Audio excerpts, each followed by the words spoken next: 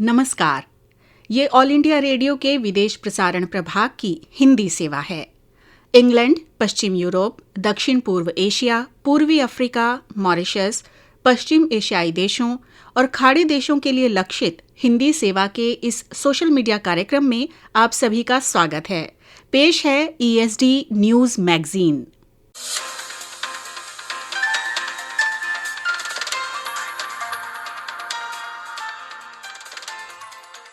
ये all India radio की हिंदी सेवा है। अब आप वीरेंद्र कौशिक से समाचार सुनिए। सबसे पहले मुख्य समाचार। देश में पिछले 1.5 महीने में पहली बार कोविड-19 के मामलों की संख्या घटकर 8 लाख से कम हुई। स्वस्थ होने की दर बढ़कर 87% से अधिक। स्वास्थ्य मंत्रालय ने कहा, देश में कोविड से बचाव के 3 टीकों का विकास कार्य प्रगति पर। इनमें से एक नैदानिक परीक्षण के तीसरे चरण में। वित्त मंत्री निर्मला सीतारामन ने विश्व बैंक विकास समिति की 102वीं बैठक में हिस्सा लिया। भारत चिली संयुक्त आयोग की पहली बैठक वर्चुअल माध्यम से आयोजित की गई। देश के विभिन्न भागों में नवरात्र उत्सव विशेष श्रद्धा और आस्था के साथ मनाया जा रहा है। भारत के Kidambi Srikanth Denmark Open badminton tournament में हारे। और अब समाचार विस्तार से। देश में 1.5 महीने के बाद कोरोना के मरीजों की संख्या में बड़ी कमी दर्ज की गई है और ये घटकर अब 8 लाख से कम रह गई है। अभी देश में कोरोना के 7,95,000 मरीज हैं, जो कुल संक्रमित लोगों का 10% से कुछ अधिक हैं। संक्रमण से ठीक होने वालों की दर 87% से अधिक हो गई है। अब तक 65,24,000 से अधिक लोग संक्रमण से ठीक हो चुके हैं। पिछले 24 घंटों के दौरान 70,000 से अधिक लोग ठीक हुए, जबकि 62,000 लोग संक्रमित हुए। देश में कोरोना से मरने वालों की दर 1.52% है। नए संक्रमण के 78% मामले 10 राज्यों और केंद्र शासित प्रदेशों में हैं। महाराष्ट्र में सबसे ज्यादा कोरोना के मरीज हैं। इसके बाद कर्नाटक और केरल का स्थान है। पिछले 24 घंटों में देश में कोरोना से 837 व्यक्तियों की मृत्यु हुई। सबसे अधिक 306 व्यक्ति महाराष्ट्र में मरे। स्वास्थ्य और परिवार कल्याण मंत्रालय ने उच्च स्तरीय दल केरल, कर्नाटक, राजस्थान, छत्तीसगढ़ और पश्चिम बंगाल के लिए रवाना किए हैं। ये दल कोविड के खिलाफ राज्य सरकार के प्रयासों को मजबूत करने में अपना सहयोग करेंगे। स्वास्थ्य मंत्री डॉक्टर हर्षवर्धन ने विज्ञान और प्रौद्योगिकी विभाग के स्वायत्त संस्थानों तथा वैज्ञानिक और औद्योगिक अनुसंधान परिषद के प्रमुखों और निदेशकों के साथ कल कोविड से संबंधित एहतियाती उपायों के बारे में बैठक की।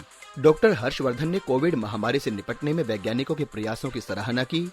स्वास्थ्य तथा विज्ञान और प्रौद्योगिकी मंत्री ने कहा कि विश्व में 9 वैक्सीन परीक्षण के अग्रिम चरण में हैं। भारत में 3 वैक्सीन का परीक्षण चल रहा है। इनमें से एक नैदानिक परीक्षण के तीसरे चरण में है।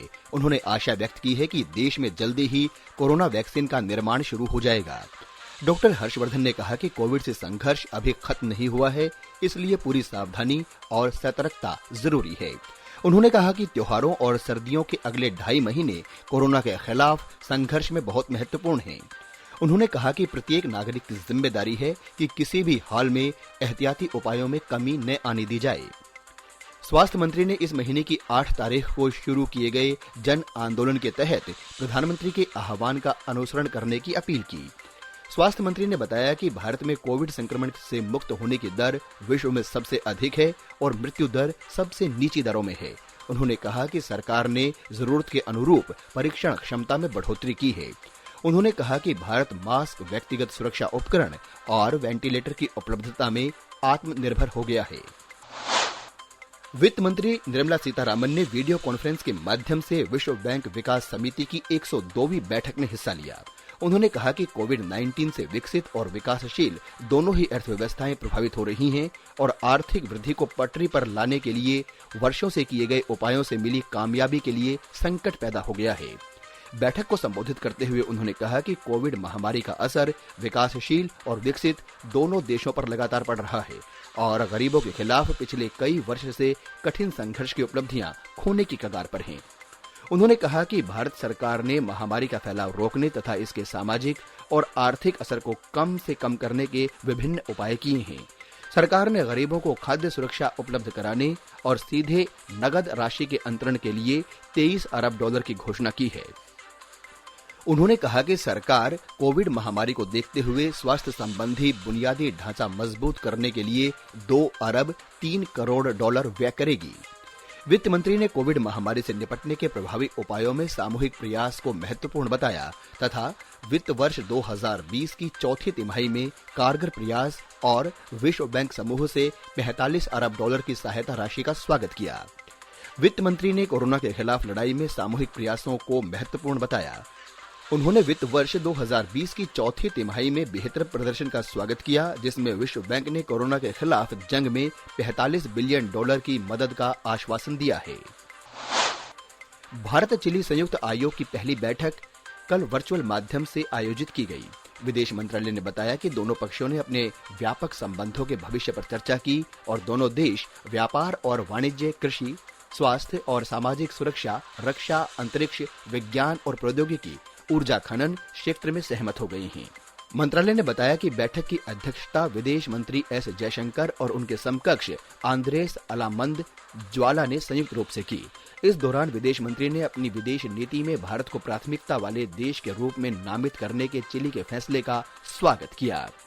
बैठक में विदेश मंत्री जयशंकर ने भारत के आर्थिक पुनरुद्धार के आधार के रूप में आत्मनिर्भरता और मानव केंद्रित वैश्वीकरण के माध्यम से लचीलापन बढ़ाने के लिए प्रधानमंत्री नरेंद्र मोदी के आत्मनिर्भर भारत के दृष्टिकोण को रेखांकित किया। उन्होंने भारत की नई आर्थिक क्षमताओं और बढ़ते व्यापार का लाभ उठाने के लिए चिली को आमंत्रित किया। सरकार ने कहा है कि खरीफ के चालू विपणन सत्र में 6 लाख से अधिक किसानों को 69 लाख टन से अधिक धान की खरीद की गई है। कृषि मंत्रालय ने कहा है कि भारतीय खाद्य निगम और अन्य सरकारी एजेंसियों ने मिलकर पंजाब, हरियाणा, उत्तर प्रदेश, तमिलनाडु, उत्तराखंड, चंडीगढ़, केरल, जम्मू कश्मीर और केंद्र शासित प्रदेश से धान की खरीद की है। मंत्रालय ने कहा है कि सरकार अपनी मौजूदा न्यूनतम समर्थन मूल्य MSP योजना के अनुसार ही किसानों से MSP पर खरीफ फसलों की खरीद कर रही है। इस योजना के तहत अब तक कुल 13,128 करोड़ रुपए से ज्यादा की खरीद की गई है। कृषि मंत्रालय ने कहा कि राज्यों के प्रस्ताव के आधार पर 10 राज्यों के लिए खरीफ विपणन सत्र 2020 के लिए 41 लाख टन से अधिक दलहन और तिलहन की खरीद की मंजूरी दी गई है। वे राज्य तमिलनाडु, कर्नाटक, महाराष्ट्र, तेलंगाना, गुजरात, हरियाणा, उत्तर प्रदेश, ओडिशा, राजस्थान और आंध्र प्रदेश हैं। मंत्रालय ने आंध्र प्रदेश, कर्नाटक, तमिलनाडु और केरल राज्यों के लिए 1,23,000 टन कोपरा की खरीद को भी मंजूरी दी है। पूर्वोत्तर क्षेत्र विकास मंत्री डॉक्टर जितेंद्र सिंह ने कहा है कि पूर्वोत्तर के उपेक्षित क्षेत्रों के लिए 30% आवंटन निर्धारित किया गया है। डॉक्टर सिंह कल अरुणाचल प्रदेश के चकमा और हाजोंग समुदाय के एक प्रतिनिधि मंडल से बातचीत कर रहे थे। उन्होंने कहा कि उनके मंत्रालय से संबद्ध पूर्वोत्तर परिषद ने गृह मंत्री अमित शाह की सलाह पर एक प्रस्ताव भेजा था, जिसे मंत्रिमंडल की बैठक में स्वीकार कर लिया गया। उन्होंने बताया कि इस प्रस्ताव के अनुसार पूर्वोत्तर परिषद को नई परियोजनाओं के लिए आवंटित धनराशि का 30% हिस्सा पूर्वोत्तर क्षेत्र के वंचित इलाकों और उभरते क्षेत्रों के विकास पर खर्च किया जाएगा। श्री सिंह ने पूर्वोत्तर राज्यों के विकास और उन्हें देश के अधिक विकसित राज्यों के बराबरी पर लाने की प्रधानमंत्री नरेंद्र मोदी की प्रतिबद्धता दोहराई। उत्तर प्रदेश के पीलीभीत जिले में आज सुबह एक सड़क हादसे में 9 लोगों की मौत हो गई और कई अन्य घायल हो गए। राज्य के मुख्यमंत्री योगी आदित्यनाथ ने घायलों को हर संभव सहायता देने के लिए अधिकारियों को आदेश दिए हैं। ये दुर्घटना NH 730 पर आज तड़के बस के एक वाहन से टकराने से हुई। इस घटना में राज्य परिवहन के बस चालक की भी मौत हो गई। पीलीभीत के जिला अधिकारी ने कहा कि घायलों को विभिन्न अस्पतालों में भर्ती कराया गया है और गंभीर रूप से घायलों को बरेली और लखनऊ के अस्पतालों में भेजा गया है। मुख्यमंत्री ने मृतक के परिवारजनों को 5-5 लाख रुपए अनुग्रह राशि देने की घोषणा की है।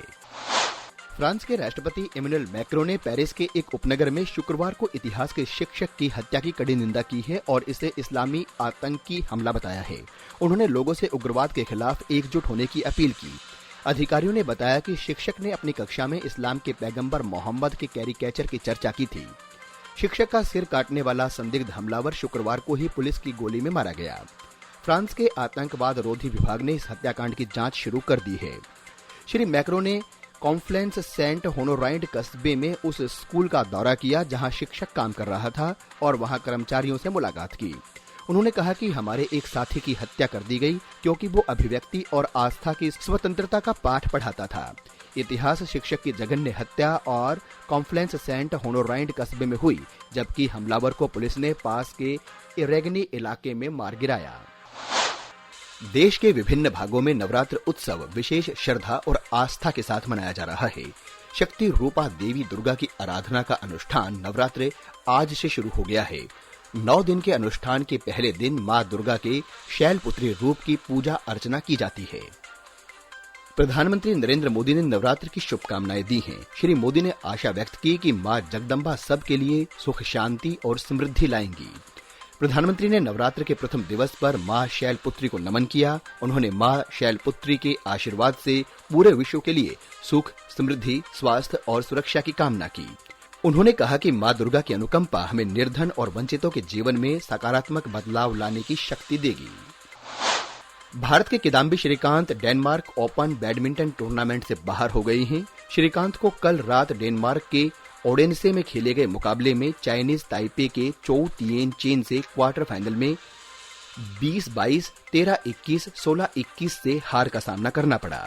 ताइपे के खिलाड़ी ने पहला मैच हारने के बाद वापसी की और 1 घंटा 2 मिनट तक चले मैच के बाद जीत दर्ज कर सेमीफाइनल में जगह बनाई। इसके साथ ही डेनमार्क ओपन में भारतीय चुनौती समाप्त हो गई है।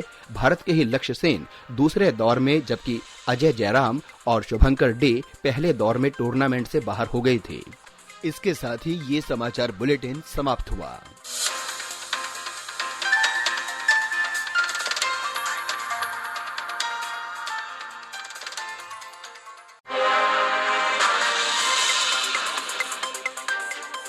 ये ऑल इंडिया रेडियो की हिंदी सेवा है। आइए सुनते हैं सामयिक वार्ता। आज की सामयिक वार्ता का विषय है मानवाधिकार परिषद में पाकिस्तान का फिर से चुना जाना और उसके दुष्प्रभाव। आलेख द हिंदू समाचार पत्र के विशेष संवाददाता कल्लोल भट्टाचार्य का है। अनुवादक और वाचक हैं हर्षवर्धन। संयुक्त राष्ट्र की मानवाधिकार परिषद में पाकिस्तान के फिर से चुने जाने से वैश्विक मानवाधिकारों पर दीर्घकालिक कुप्रभाव पड़ने की संभावना है, क्योंकि इसका अधिकार क्षेत्र इस समय अंतर्राष्ट्रीय स्तर पर गंभीर चुनौतियों का सामना कर रहा है। संयुक्त राष्ट्र की मानवाधिकार परिषद में एशिया प्रशांत क्षेत्र की 4 सीटों के लिए प्रतिस्पर्धा कर रहे 5 उम्मीदवार देशों में से पाकिस्तान को 193 में से सर्वाधिक 169 सदस्यों के मत प्राप्त हुए। पाकिस्तान के साथ चुने गए अन्य देशों में उज़्बेकिस्तान को 164, नेपाल को 150 और चीन को 139 मत मिले। सऊदी अरब सबसे कम 90 मतों के साथ चुनाव हार गया। मानवाधिकार परिषद के नियमों के अनुसार भौगोलिक प्रतिनिधित्व सुनिश्चित करने के लिए सीटों को विश्व के विभिन्न क्षेत्रों में विभाजित किया गया है। 47 मानवाधिकार सदस्य परिषद में से 15 सीटों पर चुनाव का नवीनतम ये दौर कमोबेश पहले से ही सुनिश्चित था, क्योंकि अन्य क्षेत्रीय समूहों के पास निर्धारित निर्विरोध सीटें थीं। पाकिस्तान के इस खेल को उसके आंतरिक मानवाधिकारों की स्थिति के व्यापक संदर्भ में देखा जाना चाहिए, जिसकी अक्सर अंतर्राष्ट्रीय समुदाय निंदा करता रहता है। पहली बात, अल्पसंख्यक समुदाय पाकिस्तान की एक कमजोर नस रही है, क्योंकि हिंदू, सिख और ईसाई समुदाय वहां लंबे समय से हाशिए पर हैं। 1947 के सांप्रदायिक दंगों के बाद पाकिस्तान में अल्पसंख्यक विरोधी हिंसा कम हो गई थी, लेकिन राष्ट्रपति जियाउल हक के शासनकाल के दौरान कट्टरपंथी इस्लामी व्यवस्था द्वारा पाकिस्तान को जकड़ लिए जाने से वहां अल्पसंख्यक अधिकारों का लगातार हनन होता आया है। इस तरह की हिंसा का सबसे बुरा उदाहरण तब सामने आया जब वर्ष 2011 में पाकिस्तान के अल्पसंख्यक अधिकार मंत्री शहबाज भट्टी की हत्या कर दी गई, जो एक ईसाई थे। पाकिस्तान में लोकतांत्रिक मूल्यों को बढ़ावा दिए जाने के स्थान पर कटु संप्रदायवाद का उदय हुआ, जिसने पाकिस्तान के कराची जैसे प्रमुख शहरों में शिया विरोधी हिंसा को जन्म दिया। प्रमुख शिया व्यक्तियों के अपहरण और हत्याओं के हालिया विवाद ने एक बार फिर पाकिस्तान के बिगड़ते मानवाधिकार रिकॉर्ड की समस्या वाले क्षेत्रों को उजागर कर दिया है। बलूच मुक्ति आंदोलन और आज़ाद कश्मीर क्षेत्र में पाकिस्तान के बर्ताव की व्यापक स्तर पर निंदा हो रही है। बलूच कार्यकर्ताओं ने अक्सर पाकिस्तान की सेना द्वारा उन पर लादे गए भद्दे क्रूरतावाद का विरोध किया है। बलूच कार्यकर्ताओं ने हाल ही में जिनेवा की यात्रा की और अपने क्षेत्र में मानवाधिकारों की स्थिति के बारे में बताया, जो स्वतंत्रता और स्वायत्तता के लिए एक सार्वजनिक आंदोलन का प्रमाण है।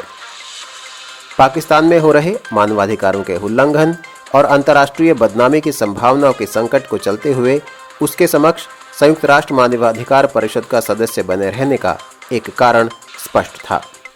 इसलिए ये समझा जा सकता है कि पाकिस्तान और चीन दोनों के लिए ही मानवाधिकारों के हनन के व्यापक मुद्दों के होने के बावजूद मानवाधिकार परिषद में निरंतर उपस्थिति सुनिश्चित करने के लिए राजनीतिक शक्ति का बहुत अधिक उपयोग किया जाना स्पष्ट है।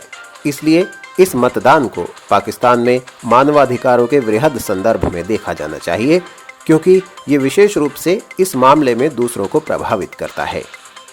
हाल के दिनों में भारत ने पाकिस्तान में हिंदू और सिख अल्पसंख्यकों के प्रति घृणित व्यवहार का हवाला देकर कश्मीर मुद्दे पर पाकिस्तान द्वारा आलोचना को बेअसर कर दिया था। ये इसलिए समझना आवश्यक है कि पाकिस्तान वैश्विक मानवाधिकार निकायों में भारत और अफगानिस्तान जैसे देशों को निशाना बनाने के लिए निरंतर अपनी उपस्थिति सुनिश्चित करने हेतु अपनी राजनीतिक और राजनयिक शक्ति का भरपूर प्रयोग करने के लिए तैयार है, लेकिन साथ ही उसे अपने आंतरिक मानवाधिकारों के हालातों की किसी भी आलोचना को रोकने के लिए भी प्रयास सुनिश्चित करने चाहिए। हालांकि एक बड़ा सवाल मानवाधिकारों का भविष्य है, क्योंकि ये पाकिस्तान जैसे अधिकारों के सबसे बड़े उल्लंघनकर्ताओं के कब्जे में ही रहता है। इस तथ्य पर ध्यान केंद्रित करके इसका निराकरण किया जाना चाहिए कि ये देश अपने घर के भीतर हो रहे मानवाधिकारों के उल्लंघन को समाप्त करने के लिए गंभीर नहीं है और इस मुद्दे को वैश्विक राजनीतिक शक्ति के एक हथियार के रूप में देखता है। इस तरह के रवैये से मानवाधिकार परिषद को आवश्यकतानुसार अपनी पूरी क्षमता के साथ कार्य करने की अनुमति नहीं मिलेगी और इससे एक नकारात्मक संदेश उत्पन्न होगा। अभी आप सामयिक वार्ता सुन रहे थे, जिसका विषय था मानवाधिकार परिषद में पाकिस्तान का फिर से चुना जाना और उसके दुष्प्रभाव। आलेख द हिंदू समाचार पत्र के विशेष संवाददाता कल्लोल भट्टाचार्य का था। अनुवादक और वाचक थे हर्षवर्धन।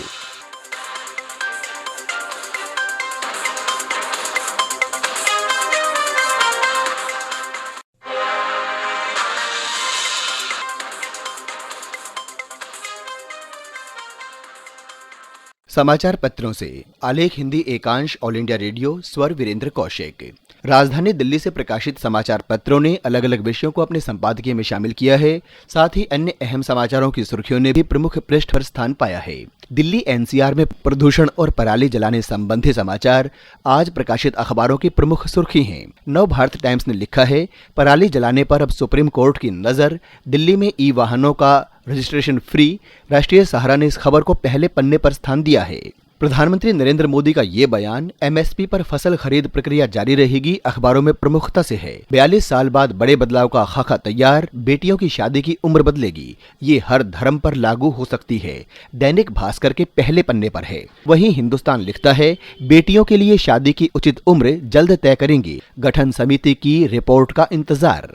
लंबी आफत के बाद अब लगातार राहत, शीर्षक से राजस्थान पत्रिका की खबर है, कोरोना के नए केस की रफ्तार 3% घटी, भारत सबसे कम मृत्यु दर वाले देशों में। LAC तनाव के बीच भारत पहुंचेंगे 3 से 4 रफाल लड़ाकू विमान। हरी भूमि ने इस खबर को प्रमुखता दी है। 500 किलोमीटर तक मार करने में सक्षम पृथ्वी 2 का सफल परीक्षण दैनिक जागरण के बॉक्स में है।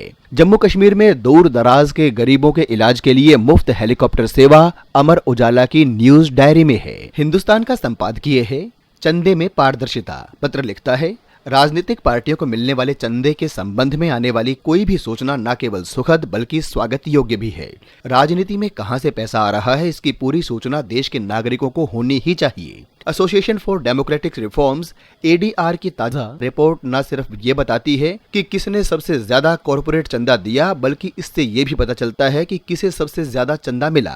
आज केंद्रीय सत्ता में बैठी भाजपा को सर्वाधिक चंदा मिला है तो आश्चर्य की बात नहीं। कॉरपोरेट की दुनिया में सत्तारूढ़ या सशक्त समूहों के साथ खड़ा होना कौन नहीं चाहता। 5 राष्ट्रीय दलों में भाजपा को सबसे अधिक 1573 कॉरपोरेट या व्यापारिक दानदाताओं, जिसमें 20,000 रुपए से अधिक की राशि है, उनसे 698 करोड़ रुपए मिले हैं। दूसरे नंबर पर स्वाभाविक ही कांग्रेस पार्टी है, जिसे 122.5 करोड़ रुपए चंदे में मिले हैं। बीजेपी को वित्त वर्ष 2018-19 में कुल 742.15 करोड़ रुपए का दान मिला है, जिसमें लगभग 698 करोड़ रुपए कॉरपोरेट की तरफ से आए हैं। भाजपा के दान में कॉरपोरेट की हिस्सेदारी जहां 90% से ज्यादा है, तो वहीं कांग्रेस के दान में 80% से ज्यादा।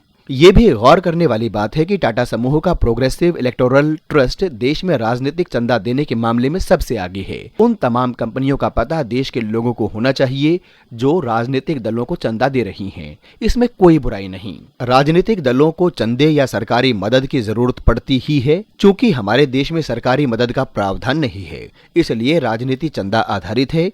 पहले चंदे के बारे में बहुत साफ जानकारी नहीं हुआ करती थी, लेकिन अब कुछ संस्थाएं चुनावी चंदे या धन पर नजर रखती हैं। जनता को समय समय पर यह पता लगते रहना चाहिए कि राजनीति में दान की क्या वस्तु स्थिति है। एक समय था जब राजनीतिक पार्टियों को भी सूचना के अधिकार के दायरे में लाया जा रहा था। यदि वैसा हो पाता तो भारतीय लोकतंत्र की चमक और ज्यादा होती। लेकिन अभी भी जो व्यवस्था है उसमें 20,000 रुपए से ज्यादा चंदे का हिसाब ही सामने आ पाता है। उससे कम चंदे के बारे में पता लगाना टेढ़ी खीर है। राजनीति में आने वाले एक एक पैसे का हिसाब सार्वजनिक होना चाहिए, लेकिन राजनीतिक दलों को इसके लिए तैयार करने में अभी काफी वक्त लगेगा। अभी स्थिति ये है कि बड़ी कंपनियां सीधे अपने नाम से चंदा देना पसंद नहीं करती। एक अलग कंपनी, संस्था या ट्रस्ट बनाकर दान देने की परंपरा अलग ही आशंका की ओर इशारा करती है। कभी वो दिन आएगा जब बड़ी कंपनियां और अमीर लोग सीधे अपने नाम से चंदा देंगे और लोगों को दानदाताओं को पहचानने में परेशानी नहीं होगी। एडीआर की रिपोर्ट के अनुसार साल 2012-13 से 2018-19 के बीच 6 वर्षों में भाजपा को कुल 2,319 करोड़ रुपए, कांग्रेस पार्टी को 376.02 करोड़ और एनसीपी को 69.81 करोड़, तृणमूल कांग्रेस को 45.02 करोड़ रुपए मिले हैं। एडीआर के माध्यम से सामने आए ये आंकड़े भारतीय राजनीति की अधूरी छवि ही दर्शा रहे हैं। जब गठबंधनों का दौर है तब केवल 4-5 दल ही क्यों, देश के सभी सक्रिय दलों का हिसाब किताब जनता के सामने आना चाहिए। नव भारत टाइम्स न सामान न सम्मान शीर्षक से अपने संपादकीय में लिखता है कि शारदीय नवरात्रि आज से शुरू हो रही है। नवरात्रि जैसे सांस्कृतिक और धार्मिक अवसर हमें सामाजिकता और सामूहिकता का जितना संस्कार देते हैं, उतना ही मन के स्तर पर तरोताजा भी करते हैं। सो ये नवरात्रि बाहर निकलकर अधिक से अधिक लोगों के साथ घुलने मिलने, डांडिया खेलने और सामूहिक तौर पर देवी पूजन करने का मौका भले न दे रही हो, पर अपने अंदर विनम्रता भाव को मजबूत करके कुछ नए गुणों की पात्रता हासिल करने में तो कोई बाधा नहीं है। ये बात पूरी दुनिया में रेखांकित की जाती रही है कि ईश्वरीयता के स्त्री रूप को प्रतिष्ठित करने वाला अकेला बड़ा समाज अब भारत में ही बचा है। हर पुराने समाज की तरह हमारे समाज में भी ऐसी कुछ धाराएं मिलती हैं जिन्हें स्त्रियों के प्रति आदर भाव के लिए नहीं जाना जाता। लेकिन भारतीय समाज में स्त्री तत्व का उच्च आध्यात्मिक स्थान एक निर्विवाद तथ्य है। अफसोस की बात है कि जिन असुरों के भय से देवता मारे मारे फिरते थे, उनका संहार करने के लिए देवियों के सृजन की गाथा हम नवरात्रों में गाते हैं। लेकिन अपने रोजमर्रा के जीवन में स्त्रियों को सामान्य मनुष्य समझने का लोकाचार भी भूल जाते हैं। पिछले 4-5 दशकों की बात करें तो जैसे जैसे महिलाओं के घर से बाहर निकलकर स्कूल, कॉलेज और नौकरियों में जाने, संगठित होने और अपने अधिकार हासिल करने की संभावना बनती गई, उनके दमन उत्पीड़न के प्रयास भी तेज होते गए। यौन उत्पीड़न एक बड़ी प्रक्रिया का ही एक हिस्सा है। हालांकि शीशे में बाल और कच्चे घड़े में दरार वाली हमारी पोंगा सोच इसको किसी और ही पैमाने पर पहुंचा देती है। महिलाओं, बच्चों को पुरुषों जैसा ही सामान्य मनुष्य समझना हमसे नहीं हो पा रहा है। उन्हें सम्मान देने का दावा भी महज पाखंड बनकर रह गया है। लड़कियों, महिलाओं के प्रति जिस तरह की हैवानियत की खबरें चारों ओर से आ रही हैं, वे घटनाएं ही नहीं, उन पर समाज के विभिन्न हिस्सों की, खासकर प्रशासनिक तंत्र की प्रतिक्रिया भी दुनिया के सामने हमारी हकीकत बयान करने के लिए काफी है। यौन उत्पीड़न के मामलों में आम प्रवृत्ति यही देखी जा रही है कि आरोपी ही नहीं, स्वयं उत्पीड़ित स्त्री का परिवार और पास पड़ोस भी पहली कोशिश घटना को दबाने या कम करके बताने की करते हैं। केवल चरम हिंसा के मामले दुनिया के सामने आ पाते हैं, वो भी तब जब उन्हें छिपाना असंभव हो जाए। इसके आगे दिखाई देती है स्थानीय पुलिस से लेकर सत्ता सोपान के शीर्ष पर एक ऐसी हिसाबी प्रवृत्ति जिसका मकसद दोषी को दंडित करने से ज्यादा खुद को दाग धब्बों से बचाने का होता है। अगर हो सके तो इन 9 दिनों में हम सोचकर देखें कि नारी सम्मान का सिरे से निषेध करने वाले इन प्रवृत्तियों के अपने बीच रहते क्या हम एक देवी पूजक समाज के रूप में अपना परिचय देने के अधिकारी हैं?